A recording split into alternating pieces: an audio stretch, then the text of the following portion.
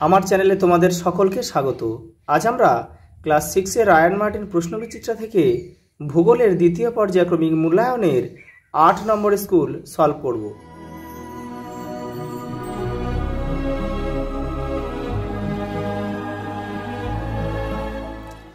প্রথম প্রশ্ন দেখো, ভূপৃষ্ঠ থেকে উপরে 16 কিমি পর্যন্ত যে বায়ুস্তর রয়েছে সেটি হলো ট্রপোস্ফিয়ার। আন্টার্কটিকার আরেক নাম সাদা মহাদেশ। বায়ুর আর্দ্রতা মাপা হয় হাইগ্রোমিটার যন্ত্রের সাহায্যে। লু ও আঁধি হলো এক ধরনের ঝড়।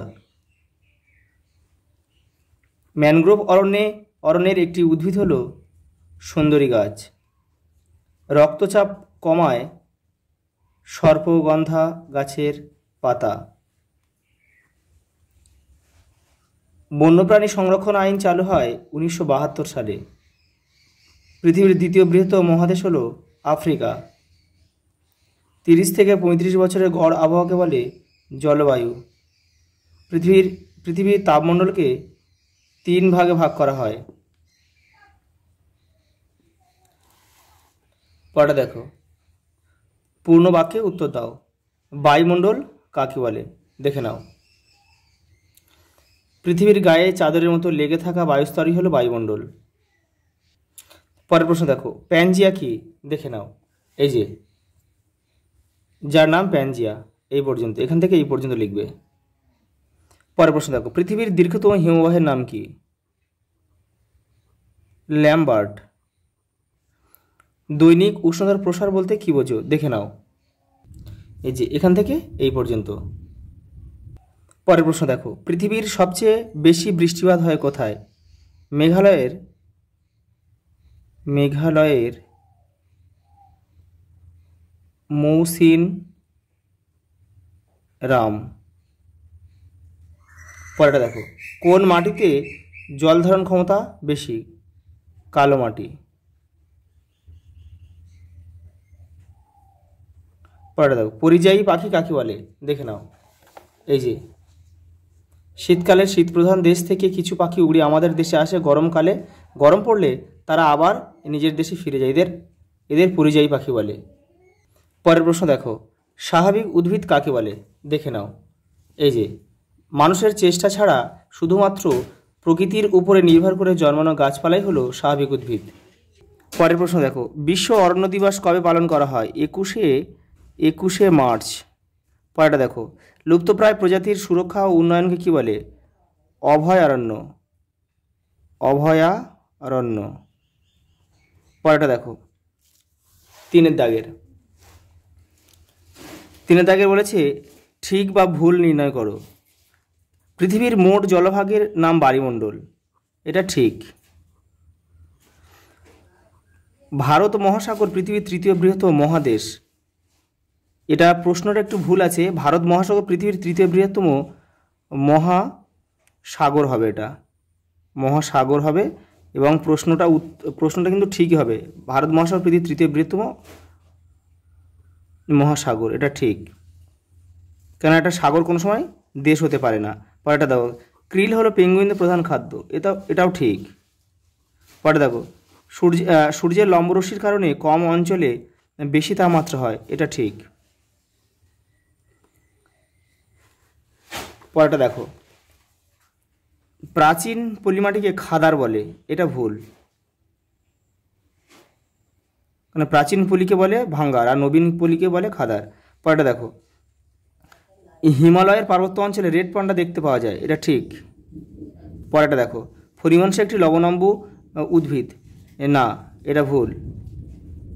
ফণিমনসা ক্যাকটাস জাতীয় উদ্ভিদ, যেটা মরুভূমিতে দেখা যায়। পরের দেখো, একটা ছক রয়েছে চারের দাগে একটা ছক রয়েছে, দেখো বাম দিক ডান দিক। বায়ুর চাপ মাপা হয় ব্যারোমিটারের সাহায্যে। এই যে বায়ুর আর্দ্রতা হাইগ্রোমিটার। এই যে হাইগ্রোমিটার। বায়ুর গতিবেগ মাপা হয় অ্যানিমোমিটারের সাহায্যে। নর্মদা নদীর উৎস অমরকণ্টক শৃঙ্গ। মরু অঞ্চলের মাটি জল ধারণ ক্ষমতা কম ও অনুর্বর। পরেরটা দেখো, 5 দাগের, 5 দাগের প্রথম প্রশ্ন বলেছে নিম পাতার ব্যবহার লেখো, দেখে নাও। এই যে নিম, এই যে 1 2 এই দুটো। পরের প্রশ্ন দেখো, পার্বত্য অঞ্চলের মাটির বৈশিষ্ট্য লেখো, দেখে নাও। এই যে পার্বত্য অঞ্চলের মাটি এখান থেকে লিখে নেবে। পরের প্রশ্ন দেখো, কালবৈশাখী কাকে বলে? এই যে। পরের প্রশ্ন দেখো, আবহাওয়া জলবায়ুর পার্থক্য লেখো, দেখে নাও। এই যে। পরের প্রশ্ন দেখো, টিকা লেখো আন্টার্কটিকার জীবজগৎ। এই যে এখান থেকে তোমরা লিখে নেবে, এই যে আন্টার্কটিকার জীবজগৎ রয়েছে। পরেরটা দেখো, পৃথিবীর কয়টি মহাদেশ ও কী কী? 7টি মহাদেশ। কী কী নামগুলো একটু দেখে নাও। উত্তর আমেরিকা, ইউরোপ, এশিয়া, দক্ষিণ আমেরিকা, এবার হচ্ছে আফ্রিকা, আন্টার্কটিকা, ওশেনিয়া। পরের প্রশ্ন দেখো, জলচক্র কাকে বলে? দেখে নাও। এই যে এখান থেকে এটা পুরো লিখতে হবে। পরের প্রশ্ন দেখো, সমষ্ণ রেখা কাকে বলে? দেখে নাও। এই যে পৃথিবীর মানচিত্রে সমান গড় উষ্ণতাযুক্ত স্থানগুলোকে যে রেখা দ্বারা যুক্ত করা হয় তাকে সমষ্ণ রেখা বলে। পরের প্রশ্ন দেখো, 6 দাগের মাটির ব্যবহার লেখো, দেখে নাও। এই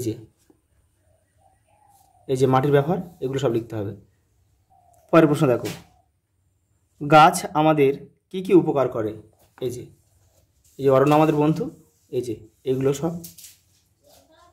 পরের প্রশ্ন দেখো, আন্টার্কটিকা মহাদেশের ভবিষ্যৎ সম্পর্কে লেখো। এই যে আন্টার্কটিকার ভবিষ্যৎ এখান থেকে তোমরা লিখবে পড়ে। পরের প্রশ্ন দেখো, বায়ুমণ্ডলের স্তরগুলি সম্পর্কে লেখো, দেখে নাও। এই যে ট্রোপোস্ফিয়ার, স্ট্র্যাটোস্ফিয়ার, এবার আছে মেসোস্ফিয়ার, থার্মোস্ফিয়ার, আর এবার আছে এক্সোস্ফিয়ার। তোমরা এগুলো লিখে শুধু কত কিলোমিটার পর্যন্ত বিস্তৃত সেগুলো একটু লিখবে। পরের প্রশ্ন দেখো, বায়ুমণ্ডল না থাকলে আমাদের কি ক্ষতি হতো? দেখে নাও। এই যে বায়ুমণ্ডল না থাকলে কী ক্ষতি হতো, এখানে কিন্তু অনেকগুলো পয়েন্ট রয়েছে, তোমরা এখান থেকে লিখবে। দেখো লাস্ট প্রশ্ন দেখো, মানুষের কিছু কাজকর্ম পরিবেশের ভারসাম্য নষ্ট করছে, এই উক্তিটি সম্পর্কে তোমার মতামত দাও। দেখো তোমাদের টেক্সটের 38 নম্বর পেজে উত্তরটা রয়েছে, যে মানুষ ও পরিবেশ, এগুলো কিন্তু সবই 1 2 3 এবারে রয়েছে 4। তোমাদের কিন্তু ক্লাস 6-এর ভূগোলের দ্বিতীয় পর্যায়ক্রমিক মূল্যায়নের সবগুলো স্কুল সলভ করে দেওয়া হলো। আজ এই পর্যন্ত, দেখা হবে পরের ভিডিওতে।